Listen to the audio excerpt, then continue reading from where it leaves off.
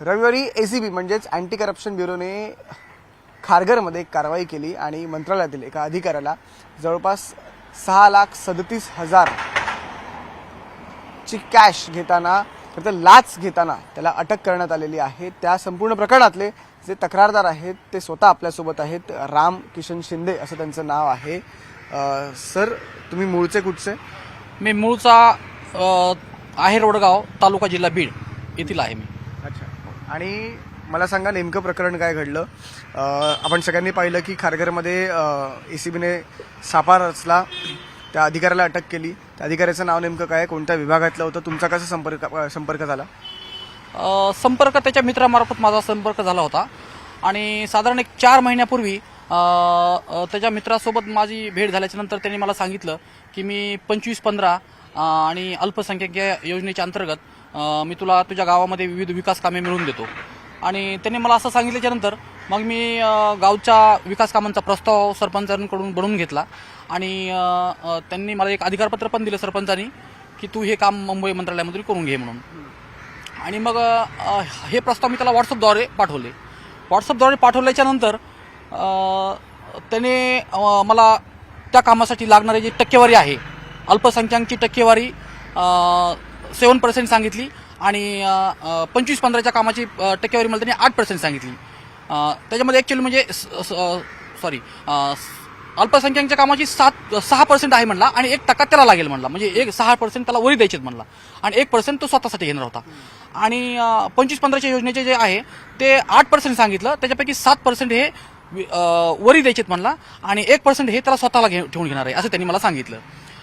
हे सांगितल्याच्या नंतर मी म्हटलं माझ्याकडे सध्या काही पैसे वगैरे नाही। मग तो म्हटला तुझ्या मित्राच्या एखादी ग्रामपंचायत असेल तर त्यांना पण सांग हे काम करण्यासाठी। मग मी माझ्या मित्राला फोन केला, त्यांनी पण असाच प्रस्ताव बनवून दिला आणि प्रस्ताव बनवून दिल्याच्या नंतर त्याच्याकडून अल्पसंख्याकांचे 7% आणि 25-15च्या योजनेचे 8% याप्रमाणे त्याने मुंबई महानगरपालिकेचं इलेक्शन सुरू होतं मतदानाच्या दिवशीच त्यांनी साधारण 6,57,000 रुपये स्वीकारले, माझ्या समोर स्वीकारले, मी स्वतः सोबत होतो त्यावेळेस। आणि ते स्वीकारल्याच्या नंतर तो मला परत वारंवार फोन किंवा मेसेजद्वारे बोलत होता। कशाच्या अगेन्स्ट होते? त्यानंतर त्यांनी वर्क ऑर्डर काढली का, काही दिलं का समोर? वर्क ऑर्डर वगैरे काहीच काढली नाही त्यांनी। आणि त्याच्यानंतर परत मला पण वारंवार मेसेजद्वारे आणि फोनद्वारे सांगत होता की तुझ्या पण ग्रामपंचायतीचे पैसे पर्सेंटेज मला लवकर आणून दे, म्हणजे तुझं पण काम लवकर होईल। त्याप्रमाणे मी त्याला ठीक आहे साहेब, मी जमा करतोय पैसे असं सांगितलं।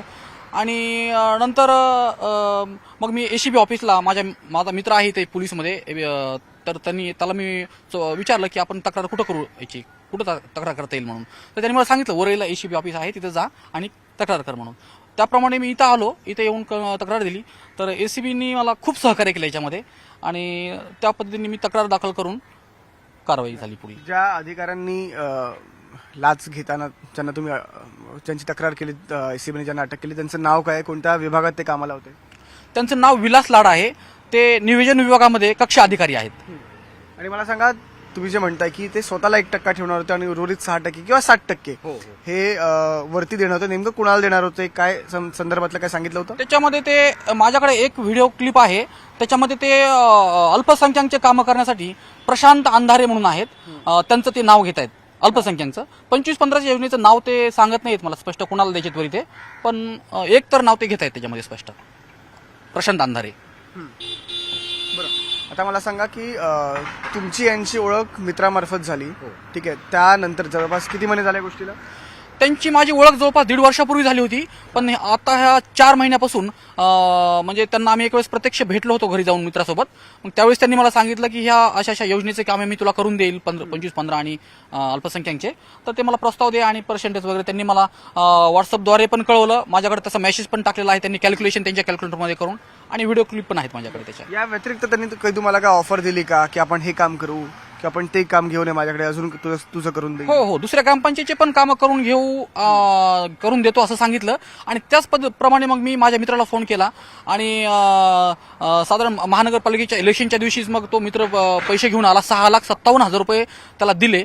ते पैसे दिलेले व्हिडिओ म्हणजे त्याची जी रेकॉर्डिंग आहे ना ती सगळी पूर्ण माझ्याकडे आहे माझ्या मोबाईलमध्ये। आणि परत आणखी दुसऱ्या पण योजनेमध्ये आपले नाशिकचा जे त्र्यंबक जो कुंभमेळा आहे तिथली पण काही कामं तुला मिळवून देतो असं पण त्यांनी मला आश्वासित केलं आणि त्याची पण क्लिप आहे माझ्याकडे मोबाईलमध्ये. ऑडिओ क्लिप आहे की व्हिडिओ क्लिप आहे? ते कॉल रेकॉर्डिंग आहे त्याच्या फोनवर बोलणे. नेमकं काय आश्वासन दिलं होतं? मला म्हटलं की तुला माझं टूर्स अँड ट्रॅव्हल्स आहे ना, तर तुला मी टूर्स अँड ट्रॅव्हल्सचे तिथले कामं मिळवून देतो. मला त्या कामाचे पर्सेंटेज तिथं कमी पर्सेंटेज ठेवलेलं आहे, मला 3% ठेवलेलं आहे, त्याप्रमाणे मला पैसे दे असं सांगितलं मला त्यांनी. पण नाशिकमध्ये होणारा जो कुंभमेळा आहे अधिक मंत्री इन्व्हॉल्ड आहेत, अधिकारी इन्व्हॉल्ड आहेत, त्यांनी बोलताना असं काय सांगितलं का की आपण कुणाला मॅनेज केलंय किंवा काय, कशाच्या आधारे ते बोलत होते? हो, त्यांनी मला आता ही कारवाई होण्याच्या 4 दिवसापूर्वी सांगितलं की आता तिथे एक कक्ष स्थापन केलेला आहे. त्या कक्षाचे अधिकारी काहीतरी शिंदेच नाव घेतलं त्यांनी, ते अधिकारी आहेत आणि आपण त्यांच्या मार्फत हे सगळे कामं करणार आहेत असं त्यांनी सांगितलं. आणि किती कोटींची कामं मिळणार होती, किती कोटींची कामं आता त्या नियोजन विभागामध्ये, तर किती कोटींची कामं त्यांच्याकडे होती? ते सांगत होते की हे सगळं काम 15,000 कोटीचं काम आहे म्हणले. त्याच्यापैकी 500 कोटी रुपये हे माझ्या अंडरमध्ये मी कामं करून घेण्यासाठी मला आहेत असं सांगत होते ते मला. आणि त्या पद्धतीने जर दुसरे कोणी व्यक्ती असते तुझ्या ओळखीचे असतील मित्र वगैरे तर त्यांना मी कामं देतो असे ते बोलत होते. ते 500 कोटीमध्ये ते किती त्यांची टक्केवारी काढणार होते, काय सांगितलं? ते 3% मला सांगतायत त्या कॉल रेकॉर्डिंगमध्ये. हां 500 कोटीचे 3. 3%. बरं, तुमचा व्यवसाय टूर्स अँड ट्रॅव्हल्स आहे? टूर्स अँड ट्रॅव्हल्स आहे. हो. आणि कुठे असतो तुमचा युजली, तुम्ही कुठे काम करता? मी राहतो पुण्यामध्ये, माझे मुलं वगैरे शिक्षण पुण्यामध्ये घेतात, मिसेस पण पुण्यामध्ये शिक्षण घेते माझी, आणि त्यामुळे मी पुण्यामध्ये राहतो आणि माझं पुणे मुंबई वगैरे नेहमी जाणं येणं असतं. बरं, यांच्या मित्राची आणि तुमची ओळख कशी झाली होती? ज्या मित्रा थ्रू भेटलात त्या मित्राची आणि तुमची ओळख कशी झाली? त्या मित्राची ओळख, त्यांनी माझी गाडी एक वेळेस किरायाने भाड्याने केली होती, तर ती किरायाने भाड्याने गाडी केल्याच्या नंतर तो गाडीमध्ये बसल्या बसल्या फोनवर बोलत होता. म्हणजे त्याचं संभाषण मी ऐकलं की केंद्रीय ग्रामविकासमधून मी कामं मंजूर करतो वगैरे, ते दुसऱ्या लोकांना बोलत होता. तर त्यावेळेस मग मी म्हटलं साहेब मला पण इलेक्शनला वगैरे पुढे उभं राहण्याची इच्छा आहे मला, तर माझ्या पण ग्रामपंचायतला कामं तुम्ही मिळवून देताल का? तर ते हो म्हणले आणि हो मी केंद्रीय ग्रामविकास मंत्रालयामधून तुला कामं मिळवून देतो असे त्यांनी सांगितलं. मग त्यावेळेस मी त्यांच्या फॉलोमध्ये राहिलो आणि त्यांच्या मार्फतच ह्याची ओळख झाली माझी, हे विलास लाडची ओळख झाली. बरोबर. आता मी तेच विचारणार होतो तुम्हाला की तुम्ही व्यवसाय करता, कॅब ड्रायव्हर आहात, टूर्स अँड ट्रॅव्हल्सचा तुमचा व्यवसाय, मग ही गावासाठी काम करण्याचं तुम्हाला काय वाटलं? माझं प्लॅनिंग असं होतं की आता 1 वर्षामध्ये आमच्या गावचं इलेक्शन आहे, तर आता मला जर असे जर काही विकास कामं मिळाले गावामध्ये तर मी नक्कीच पूर्व भविष्यामध्ये मी पण इलेक्शनला वगैरे उभं राहील आणि मला लोक मतदान करतील मी विकास कामं केल्यानंतर. हे माझा विचार मला डोक्यामध्ये घेऊन मी हे सगळं करतो. आपण पाहिलं की रामकिशन शिंदे आपल्यासोबत होते, ज्यांनी खरं तर ही तक्रार विलास लाड यांची एसीबीला केली, अँटी करप्शनला केली. त्या तक्रारीनंतर खरं तर एसीबीने कारवाई केली आणि लाच घेताना विलास लाड यांना अटक केलेली आहे. आपण रामकिशन यांच्याशी बोलत होतो आणि एक धक्कादायक दावा त्यांनी अजून एक केलेला आहे, तो म्हणजे जो कुंभमेळा होणार आहे त्या कुंभमेळ्यात देखील हजारो कोटींचं काम निघणार आहे. त्यातल्या 500 कोटींच्या कामाचं नियोजन जे आहे ते विलास लाड यांच्याकडे आहे आणि त्यातून पण तुझी काही कामं असतील तर सांग, आपण ती करून घेऊ आणि त्याची टक्केवारी जी आहे ती आपल्याला मिळेल.